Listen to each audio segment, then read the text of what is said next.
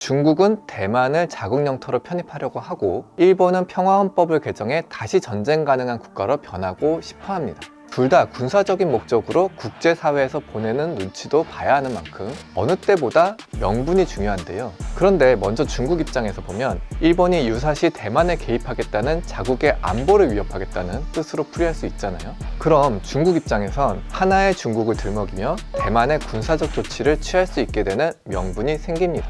일본 입장에서도 당장 대만 해협이 막히면 해상 교통로가 차단되며 국가 존립이 문제가 되기 때문에 군사력 증강이 필요하다는 목소리가 내부에서부터 분출될 겁니다. 결국 두 나라의 분쟁은 안보 이익이 달린 문제이기도 하지만 서로 가장 필요한 명분을 채워줄 수 있는 것이기에 양측 다 물러서지 않고 강경 발언을 쏟아내는 것으로 보입니다.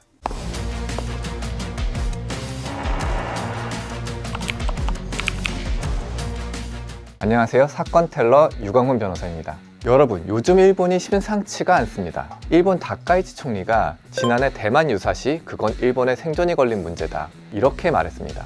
이 한마디 때문에 지금 일본과 중국의 관계가 사실상 파국을 겪게 되면서 군사충돌 직전까지 갔는데요. 중국은 바로 반응했습니다. 말이 아니라 경제 보복을 했습니다. 히토류, 이중용도 물자, 첨단 소재 수출 통제로요. 그런데요, 보통 이런 상황이면 일본은 물러섭니다. 과거엔 그랬어요. 그런데 이번엔 다릅니다. 중국이 히토류로 압박하는데도 일본은 오히려 더 세게 나옵니다. 대만 유사시 일본은 개입할 수 있다, 이 말을 취소하지도 완화하지도 않았습니다.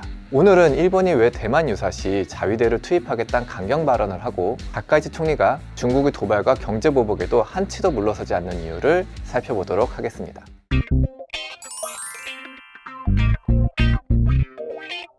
일본 정치권과 군 관료들이 쓰는 표현이 있습니다. 대만 유사시는 일본 유사시다. 이게 수사냐고요? 아닙니다. 일본 입장에선 지리, 군사, 경제적으로 목숨줄이 달린 팩트입니다. 지도 한번 떠올려 보세요. 대만 바로 옆에 오키나와, 미야코지마, 요나구니 섬, 이게 전부 일본 영토입니다. 대만에서 전쟁이 나면 그 순간 일본은 구경꾼이 아닙니다. 중국 전투기, 중국 미사일, 중국 해군 다 일본 영공과 영해 바로 옆에서 움직입니다. 게다가 미국이 대만 문제에 개입하게 되는 순간 일본에 위치한 주일 미군 기지는 중국 미사일 부대의 1차 공격 목표가 되는데요. 일본이 그걸 외교적 갈등이라고 부르지 않습니다. 군사적 현실이라고 봅니다. 이건 당장 자국 영토에 미사일이 떨어지는 문제니까 죽고 사는 문제죠. 경우에 따라서는 일본은 미국의 동맹국으로서 대만 유사시 인도주의적 지원이 됐든 군사적 지원이 됐든 뭐라든 해야 할 입장인데요. 대만을 둘러싼 긴장이 높아지는 만큼 일본 정치권도 점점 더 예민하게 받아들일 수밖에 없는 상황입니다. 일본이 가장 두려워하는 건 중국과의 전면전이 아닙니다. 대만을 공격해 중국이 대만 해협을 봉쇄하는 겁니다. 중국과 대만 전쟁이 나면 중국이 굳이 일본을 공격하지 않아도 일본은 끝장납니다. 일본의 에너지 자금률이 13%에 불과한데요. 게다가 세계 4위의 에너지 수입국으로 수입하는 원유의 95% 정도가 중동에서 들어오고 있는데 중국이 대만 해협을 봉쇄하는 순간 일본은 원유를 공급받지 못하며 경제가 마비될 위험이 있습니다. 대체로를 뚫겠지만 시간과 비용이 상당하겠죠. 이 문제는 한국에게도 치명적입니다. 우리 역시 대만 해협은 원유 운송로이자 매우 중요한 수출입 항로인데요. 대만 해협이 막히게 된다면 한국도 엄청난 경제적 피해가 예상됩니다. 실제로 블룸버그 이코노믹스는 대만 침공이 발생한 첫 해 한국은 GDP의 23.3%, 일본은 GDP의 13.5%에 이르는 손실을 볼 것으로 예상했습니다. 결국 중국이 전쟁은 안 하지만 배는 못 지나간다, 이렇게만 해도 일본은 몇 달도 못 버팁니다. 그래서 일본 안보 문서엔 항상 이 문장이 들어갑니다. 해상교통로 방어는 국가 생존의 핵심이다. 대만은 그 해상교통로의 문지기인 것입니다. 자, 다카이치 사나이 총리의 대만 유사시 개입 발언, 중국은 그냥 넘길 수가 없습니다. 왜냐하면 이 말은 외교적 수사가 아니라 군사행동의 명분이기 때문입니다. 일본 헌법상 자위대가 무력을 쓸 수 있는 조건 중 하나가 일본의 존립이 위협받는 경우인데요. 대만 사태를 여기에 집어넣어 버린 겁니다. 중국 입장에선 이건 레드라인을 넘은 걸로 본 겁니다. 그런데 다른 측면에서 보면 대만을 둘러싸고 벌어진 이번 충돌은 약속 대련의 모습을 보이는 것 같습니다. 지금까지의 상황을 종합해보면 서로의 이해관계가 딱 맞아떨어지기 때문인데요. 중국은 대만을 자국 영토로 편입하려고 하고 일본은 평화헌법을 개정해 다시 전쟁 가능한 국가로 변하고 싶어 합니다. 둘 다 군사적인 목적으로 국제사회에서 보내는 눈치도 봐야 하는 만큼 어느 때보다 명분이 중요한데요. 그런데 먼저 중국 입장에서 보면 일본이 유사시 대만에 개입하겠다는 자국의 안보를 위협하겠다는 뜻으로 풀이할 수 있잖아요. 그럼 중국 입장에선 하나의 중국을 들먹이며 대만의 군사적 조치를 취할 수 있게 되는 명분이 생깁니다. 일본 입장에서도 당장 대만 해협이 막히면 해상 교통로가 차단되며 국가 존립의 문제가 되기 때문에 군사력 증강이 필요하다는 목소리가 내부에서부터 분출될 겁니다. 결국 두 나라의 분쟁은 안보 이익이 달린 문제이기도 하지만 서로 가장 필요한 명분을 채워줄 수 있는 것이기에 양측 다 물러서지 않고 강경 발언을 쏟아내는 것으로 보입니다.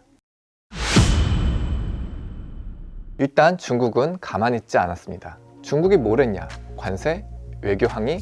아닙니다. 히토리와 이중용도 물자입니다. 이게 왜 무섭냐? 히토리는 전기차 모터, 미사일 유도 장치, 레이더, 전투기에 다 들어갑니다. 일본 제조업의 심장인데요. 중국은 이미 알고 있습니다. 일본은 아직 히토류 완전히 독립 못했다. 그래서 계속 도발하면 공급 끊는다. 이 메시지를 던진 겁니다. 그런데 일본 반응이 이상합니다. 보통 같았으면 물러섰을 텐데 여기서 이상한 장면이 나옵니다. 일본이 겁을 먹긴커녕 오히려 더 강경해집니다. 왜? 일본이 이미 히토류 전쟁을 한번 겪어봤기 때문입니다. 센카쿠 열도 분쟁이 한창일 때 중국이 일본의 히토류 수출을 끊었던 적이 있습니다. 그때 일본은 진짜로 죽을 뻔했습니다. 그리고 일본은 그때 결심합니다. 다시는 목을 잡히지 말자. 일본은 그 이후 아주 집요하게 움직입니다. 첫 번째, 비축입니다. 국가 차원에서 히토류를 쌓아둡니다. 지금 끊겨도 1, 2년은 버틴다. 이걸 목표로 합니다. 두 번째, 다변화. 중국산을 0으로 만드는 건 아닙니다. 대신 중국 비중을 50, 30, 20으로 줄입니다. 호주, 베트남, 인도, 미국산 히토류 수입을 돈이 더 들더라도 보험료라고 생각합니다. 세 번째, 기술. 여기가 일본의 진짜 무기입니다. 히토류를 덜 쓰는 자석, 아예 안 쓰는 모터, 그리고 전자 폐기물에서 히토류를 다시 뽑아내는 도시 광산. 당장 히토류 사용량을 줄일 순 없으니 아예 히토류를 덜 들어가게 만드는 기술을 개발한 겁니다. 거기에 자체 히토류 생산까지 하며 중국으로부터의 완전한 독립은 아니어도 자립할 수 있는 환경을 만든 거죠. 그래서 역설이 벌어지는데요. 중국이 히토류 끊겠다 이 말을 할수록 일본이 더 빨리 독립하자 이렇게 움직입니다. 중국의 압박이 일본의 결단을 앞당기는 구조인데요. 이게 무슨 말이냐? 중국의 경제보복은 일본을 굴복시키기보다 중국의 무기를 무디게 만드는 방향으로 작동하고 있습니다.